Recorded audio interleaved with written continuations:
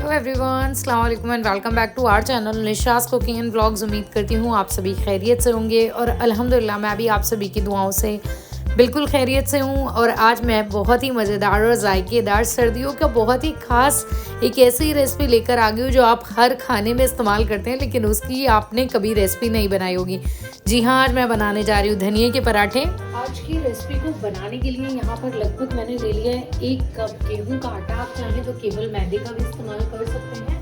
तो चलिए, आज मैं बनाने जा रही हूँ बहुत ही मज़ेदार धनिया के पराठे, जो सर्दी के सीजन में धनिया बहुत ही मज़ेदार बिल्कुल फ्रेश दिखता है ना, तो उसी के मज़ेदार पराठे बनाने जा रही हूँ। यहाँ पर आटा ले लिया है, अब मैं इसी के साथ डाल देती हूँ बारीक कटा हुआ लगभग 1 कटोरी के साइज का धनिया, जिसके यहाँ पर मैंने डाल लिया फ्रेश कटा हुआ हरा धनिया।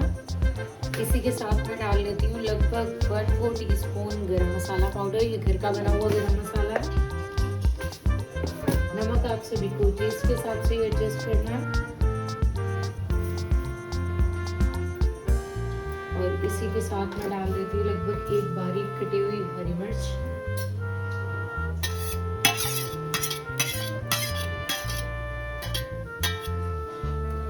हरी मिर्च के साथ में मैं यहाँ पर डाल लेती हूँ लगभग 1/4 टीस्पून कलौंजी। इससे जो हमारे पराठे होते हैं ना, वो सर्दियों में बहुत ही मज़ेदार लगते हैं।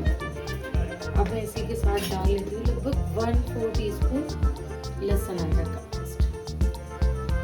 डालने के बाद हाथों की मदद से इसका एक डो लगा लेना है। गुनगुने पानी का इस्तेमाल करना है इसके डो लगाने के लिए। आप चाहें तो लगभग 2 टीस्पून ऑयल या घी का इस्तेमाल भी कर सकते हैं। तो यहाँ पर मैंने डो लगा दिया है। जो भी आटा गूंदा था, इसे लगभग 10 मिनट तक हमें मैच्योर होने के लिए रख देना एक साइड। तो आटे को रखे हुए लगभग 10 मिनट हो चुके हैं। तो चलिए, सबसे पहले तो मैं हाथों की मदद से इसकी लोई बना लेती हूँ। तो यहाँ पर मैंने इस तरह से इसकी एक डो बॉल बना ली है। तो चलिए इसे बेलना शुरू करते हैं। सबसे पहले तो हल्के आटे के साथ इसे टैप करके हमें थोड़ा सा हाथों की मदद से बढ़ा लेना है इस तरह से।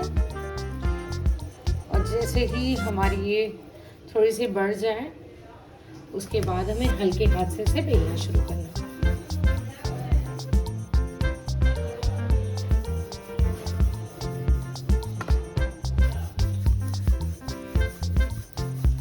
इसे हमें गोल होने तक अच्छे से बेलना है। तो जैसे ही हमारा पराठा मीडियम बेल जाए, उसके बाद हमें यहाँ पर इसकी अपर सरफेस पे ऑयल ग्रीस कर लेना है चम्मच या ब्रश की मदद से इस तरह से।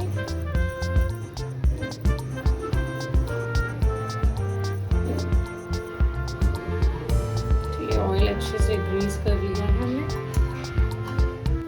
अब इस तरह से आपको पिज़्ज़ा कटर या नाइफ की मदद से इनके इस तरह से कट्स लगा लेने हैं लेयर के लिए।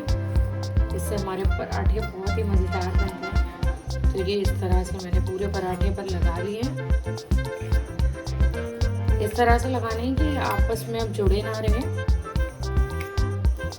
2 बार डबल कट लगा दें आप, इससे से ज़्यादा लेयर हो जाएंगी।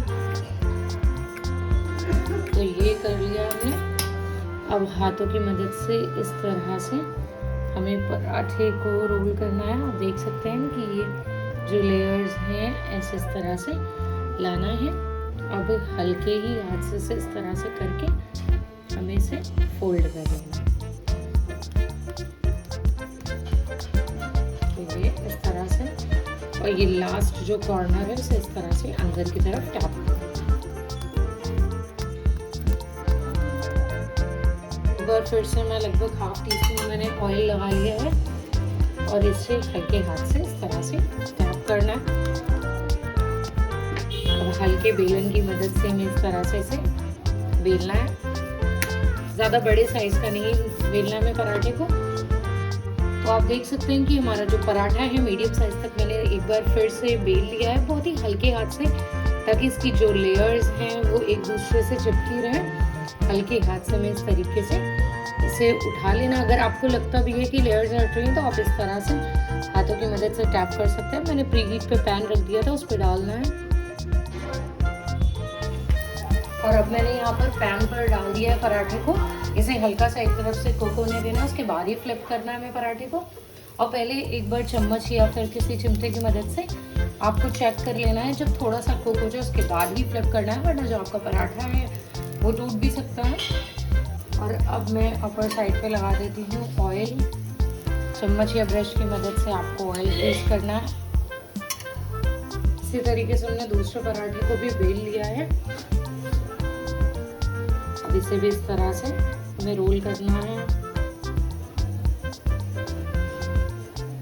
और इसे अब इस तरीके से हल्के हाथ से, और आप देख सकते हैं ये इसके एजेस को इस तरह से अंदर की तरफ फोल्ड करना। अब आप चाहें तो किसी ऑयल या किसी मतलब आटे को लेकर हल्का सा लगाकर इसे दोबारा से बेल सकते हैं, लेकिन आपको हल्के हाथ से बेलना है पराठे को, जिससे आपका पराठा टूटे नहीं और इसकी तह भी जिस तरह से लेयर्स लगी हैं वो दिखती रहे। तो यहाँ आप देख सकते हैं मैंने दोबारा से एक बार फिर से मीडियम साइज का पराठे को बेल लिया है। तो चलिए अब इसे भी तवे पर डालते हैं। तो यहाँ पर मैंने पैन गर्म होने रख दिया था, यहाँ पर मैंने डाल दिया पराठे को। एक तरफ से कुक होने के बाद ही इसे फ्लिप करना है हमें।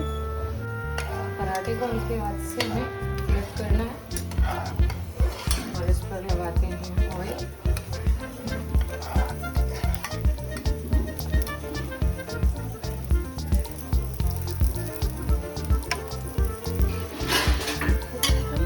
इस तरह से हमें दोनों तरफ से कुक होने तक, क्रिस्पी होने तक पराठों को सेक लेना है और हल्के हाथ से ही पराठों को फ्लिप करना है।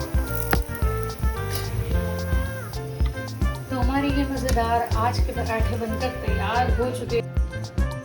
अल्हम्दुलिल्लाह हमारे आज के ये ज़बरदस्त और बहुत ही जायकेदार क्रिस्पी पराठे बनकर बिल्कुल तैयार हो चुके हैं, जो बहुत ही मज़ेदार लग रहे हैं। और उम्मीद करती हूँ कि आप सभी को आज की ये मेरे मज़ेदार पराठों की रेसिपी पसंद आई होगी। अगर आप सभी को मेरी आज की ये ज़बरदस्त रेसिपी पसंद आए तो प्लीज़ मेरे चैनल को सब्सक्राइब करें, वीडियोस को लाइक करें, शेयर करें and don't forget to hit bell button, ताकि आने वाली हर वीडियो की नोटिफिकेशन आप सभी को मिल सके। मिलती हूँ नेक्स्ट वीडियो के साथ बहुत ही मज़ेदार रेसिपी के साथ। अलविदा दोस्तों, अल्लाह हाफिज़।